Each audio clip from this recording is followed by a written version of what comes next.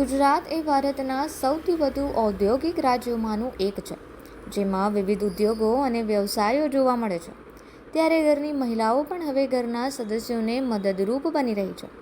જોકે આજે વાત એમની કરવી છે એ છે હંસાબેન, જે છેલ્લા 20 વર્ષથી જાતે જ નાનો ગૃહ ઉદ્યોગ ચલાવી રહ્યા છે. હંસાબેન તેમના વહુ સાથે મળીને 17 જાતના વિવિધ અથાણાં બનાવે છે.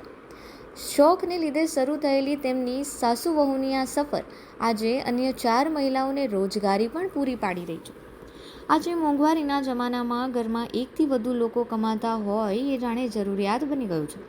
એવા સમયે ઘરની મહિલાઓ તેમની આર્ટિસ્ટિક આવડત અથવા તો રસોઈની કળાને અપનાવીને ઘરના સદસ્યોને મદદરૂપ થઈ રહી છે. પોતાનાથી જે બનતું હોય તે કરીને ઘરની જવાબદારી પણ નિભાવતી થઈ છે. ઘણી બહેનો નોકરી કરીને આવક મેળવે છે તો ઘણી બહેનો હસ્તકલા જેવી પ્રવૃત્તિ કરે છે. પણ તેની સામે એવી ઘણી બહેનો છે જે કોઈ કારણોસર ભણી કે નોકરી નથી કરી શકતી. તેવી બહેનો હાલ અત્યારે ગૃહ ઉદ્યોગ ચલાવી રહી છે. એવા જ વિચાર ધરાવતા સુરતના હંસાબેન પણ અથાણાં બનાવી ગૃહ ઉદ્યોગ ચલાવે છે. તેઓ બીજી બહેનો માટે પ્રેરણારૂપ બન્યા છે. હંસાબેન કાનાણી 60 વર્ષથી છે. કેરી મેથી છે, સૈણા મેથી છે, લસણ કેરી છે, આદુ લસણ છે, અને લાલ મરચા, લીલા મરચા, લીંબુ. 20 વર્ષ બનાવતા હતા ધીમે ધીમે. પછી મારે જલ્પા આવી ને તે કે મમ્મી હાલો આપણે મોટો બિઝનેસ કરીએ. પછી મોટો બિઝનેસ કર્યો. 10 વર્ષથી બહુ મોટો બિઝનેસ કરી દીધો. અત્યારે બહુ સારું ચાલે. 10 કે 15 કિલો એમ. અત્યારે તો રોજનું 50 કિલો 60 કિલો વેચાય. ઓછી 360 અને 400 સુધી. ઘરના નાસ્તા બનાવવા, ખાખરા બનાવવા જેવા ગૃહ ઉદ્યોગ ઘણી બહેનો ચલાવતી હોય છે. અને એવો જ એક ઉદ્યોગ એટલે કે અથાણાં બનાવવાનો ગૃહ ઉદ્યોગ.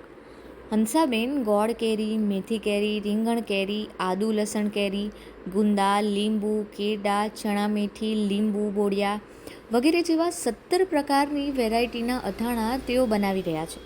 તેમના અથાણાં માત્ર સુરત કે ગુજરાત પૂરતા જ સીમિત નથી, પરંતુ દેશના અનેક ખૂણે તેઓ પાર્સલ કરે છે.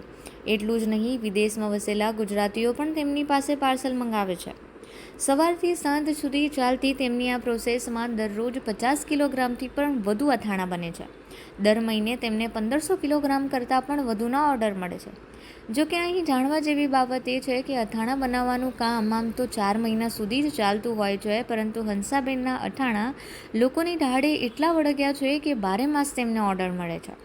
આવકની વાત કરીએ તો સિઝનના 4 મહિનામાં તેમની આવક 5 થી 6 લાખ, જ્યારે બાકીના ઓફ સિઝનના 8 મહિનામાં પણ 2 થી 3 લાખ કરતાં પણ વધુની આવક થતી હોય છે.